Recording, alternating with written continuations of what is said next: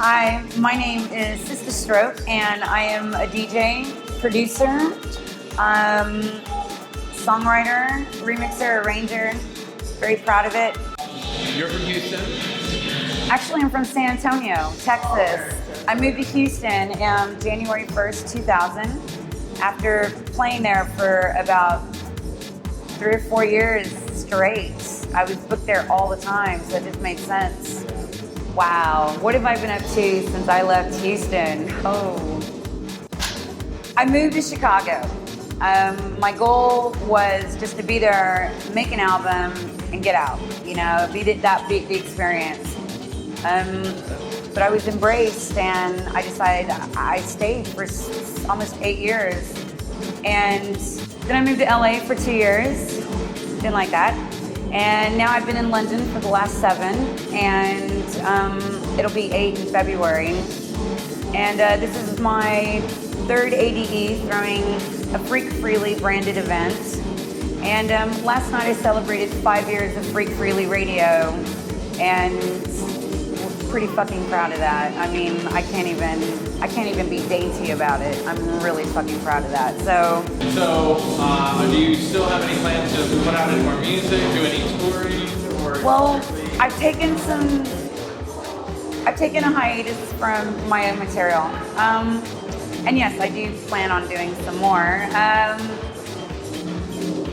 I needed a break, you know, and I just came to I just figured that out literally 3 days ago on the dance floor watching DJs spin and wondering why I'm not working on music. And it's like, I've done remixes and I'm working with artists, and I'm doing an album for Groove Matters right now. It's very slow, but I don't know, I haven't been inspired, and I've really fallen back in love with DJing again. It's a hard thing. You're a producer DJ, like, you go through your moments of being in love DJing and then just being in love working on beats. And in Chicago, I was part of a culture that nurtured that. So, and you couldn't really do much in the wintertime except stay home and make music. Once I left it, I also left a lot of the thirst. Chicago keeps you hungry. It keeps you thirsty for good music from yourself. So I miss it. Yeah. So I do plan on working on music again. Thank you for the reminder, Matthew. What has been your absolute worst gig experience? You don't have to drop names. Okay, good, because there's like no way. Okay, let me see. It was in Texas. Houston, to be exact. By a promoter that owes all of us money. Still, but the promotion wasn't done. It was a dope lineup, and it was empty as fuck. And it was sad because that was one of my like pivotal moments when I discovered I could do a 5-minute blend. You know, like, we were all impressed with, you know, I was impressed with them, they're impressed with me. There's no one there. My best gig experience. Oh man. All right. I have 2, and they tie with each other. Every single time I played at Smart Bar, Chicago, I was lucky enough to be a resident for a while, and like they just embraced me like home. And the second one that's tied in with that would be playing to 360,000 people at San Francisco Pride in front of the Capitol. That to me, on just watching everybody celebrate love and celebrate freak freely in their own way, being themselves, you know? How do I get ready for a set? I just got made fun of this tonight for this. 5 minutes before I play, I pray, and I like a quiet corner, and it's like me and Buddha, and we're gonna go out there and we're gonna funk them up, and we're gonna go do it together. And you know, tonight was one of the first nights I haven't played barefoot in 20 years. You know what I mean? And it's cold. That's why, because it's cold. So yeah, and I prepare. I take off my shoes and socks, and I get a little stretch because you've seen me play. I dance, jump around, get stupid because I feel stupid, and that's STOOPID. Houston style, stupid. Okay, so And I'd like to smoke a joint. I'll just say, I'm in Amsterdam. I know what do I know about Houston? I know when I lived there, it was Houston, okay? Number one. I don't know what happened after I left, but I know that house went really back underground in Houston. Smaller parties, smaller venues, because when I moved to Chicago and I would come home and play, as I did for Matthew Dunn, I noticed they went underground and the crowd kind of shrunk a little bit.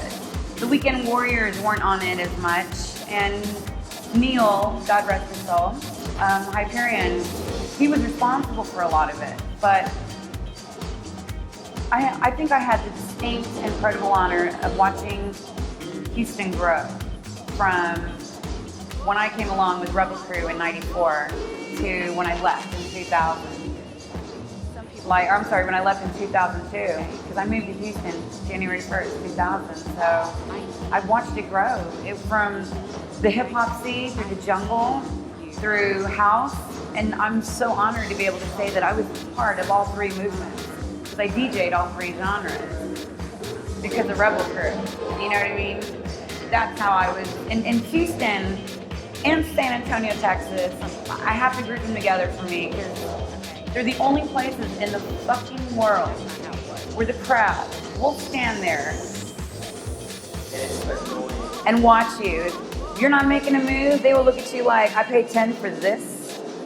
So when you're a DJ coming up in that scene, forget being a fucking guest from out of town. When you're a DJ coming up in a scene like that, you're not trying to fuck up. You're trying to be on point all the time. Matthew, back me up here. Because they will stand there and look at you like you're wasting their time. You gotta respect them for that, yo. They prep you for any crowd in the fucking world.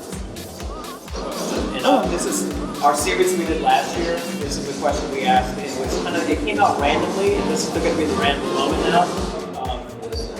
What is your input for the Americans that have not left the shore, that have not left their hometown, have left the walled garden? No, I'm sorry, but I have to make this general. Anyone who does not have a passport by the age of 18, get off your fucking ass. Go outside. There is a world. I'm a Texas girl, man, and I'm living in Europe right now, and get out of your own bubble, because if you don't, you're gonna go stale. You're gonna be the one wondering at 40 years old, what the fuck happened? I go home sometimes, and some of the people I used to hang out with when I was 19, 20, DJing, man, we're gonna do this, we're gonna do that. They're still talking about it. I've already done it 4 fucking times. When? So, like, when I heard Matthew was gonna be here, that's the first thing I thought. Yes. Him, Josh, DuPont. I love him. My little tall baby, my little tall tech head. But I love him, like, him too. I found him coming to ADE, like, didn't even know it. And that to me says, you wanna grow, you wanna expand your horizons, you wanna expand your consciousness, you want to gain knowledge, and you're only gonna get it by immersing yourself in different cultures. That goes for music, that goes for food, that goes for characters. And then you take that home and watch. You're gonna find out that you shut your mouth, you really shut the fuck up, and you start listening a whole lot more. Because that's where you pick up. You bring that home from another culture where you didn't know much English, or they didn't know much English, so all you had to do was listen. And you eventually catch on, but you bring that home with you. So you're not as quick with your roguish opinion. You're not as quick to jump to conclusions. And you're actually more, not just cultured, but you're more open to different ideas that are outside of the box, because you've already been outside of the box. Now when you go home, you're kind of forcing yourself back in the box, because if you do it right, your conscience has already been opened up. You know what I mean? Like, and then you've got music on top of it. So really now, the only box of fair is the one you allow.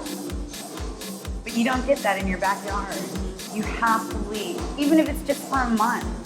You know, I'm trying to get my son, color blog, by the way, Leaf Eric Rose. I'm trying to get him over here for next year's ADE. And I told him, I'll pay for you to come over. I'll pay for you to travel 6 months through Europe. You know, like you have to meet me halfway on this. But your main hub is Europe or is London. You can fly anywhere you want and work your way back home. But you need to do it for 6 months before you think you know what you want to be when you grow up. This is SIsta Stroke, and you are watching the Department of Dance.